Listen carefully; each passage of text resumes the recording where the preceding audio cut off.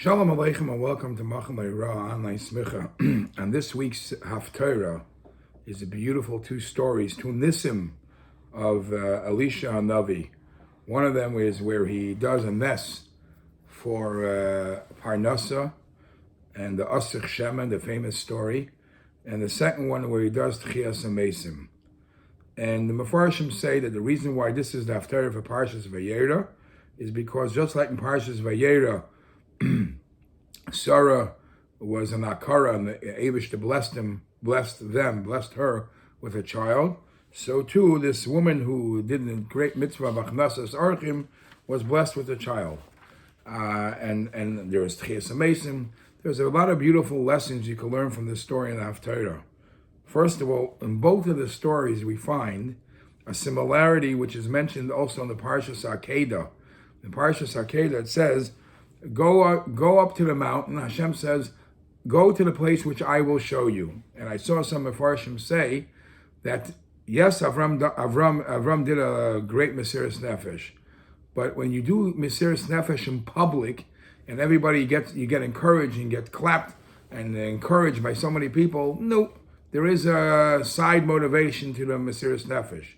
But when you're going to doing Mesiras Nefesh, when nobody is around, that's real Mesiras Nefesh. And we find in both of these stories, in the story of the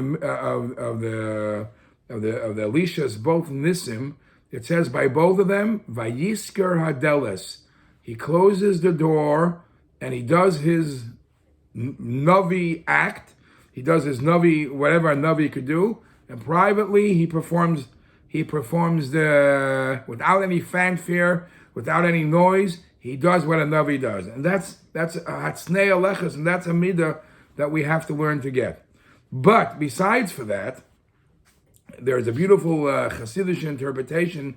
We know there are different minhagim where we finish in the Haftarah.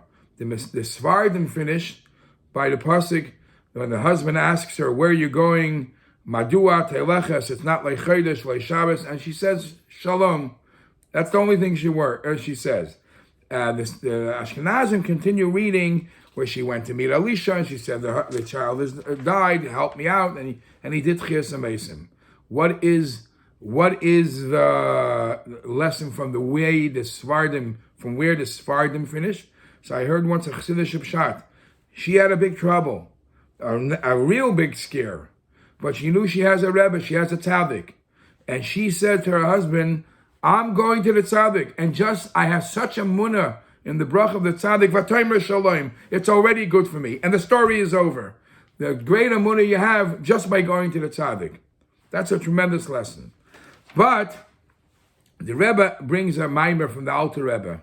The Rebbe bases this discussion based on the connection between the stories and the Haftarah and the Parsha is basically from the second miracle, where he was Machayim, the Elisha gave her a bracha, and she had a child, and he was Machayim Mesim. Why is the Haftarah even include the first story?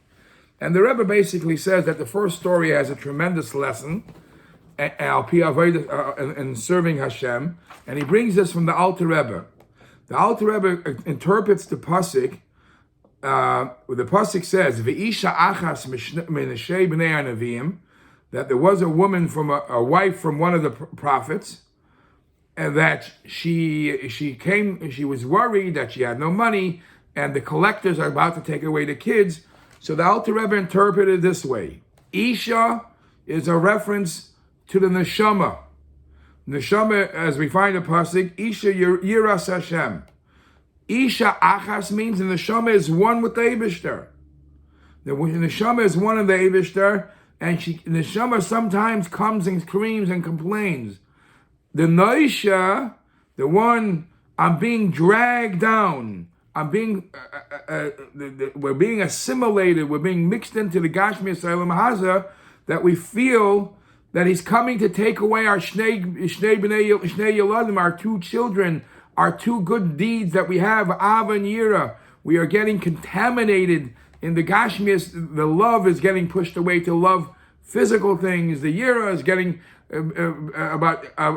being worried about physical things.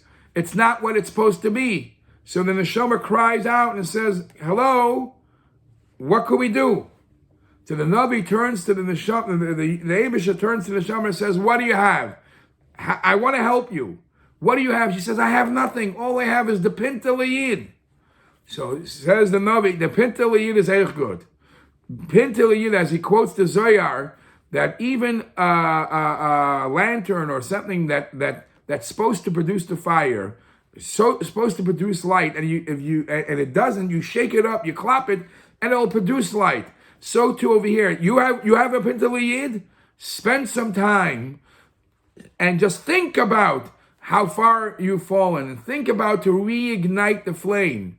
And when you just reignite the flame, the power of the Ava and Yira that you could reignite will bring Kalim Reikim Altamiti. It will overflow, and you'll only reconnect in a much stronger fashion.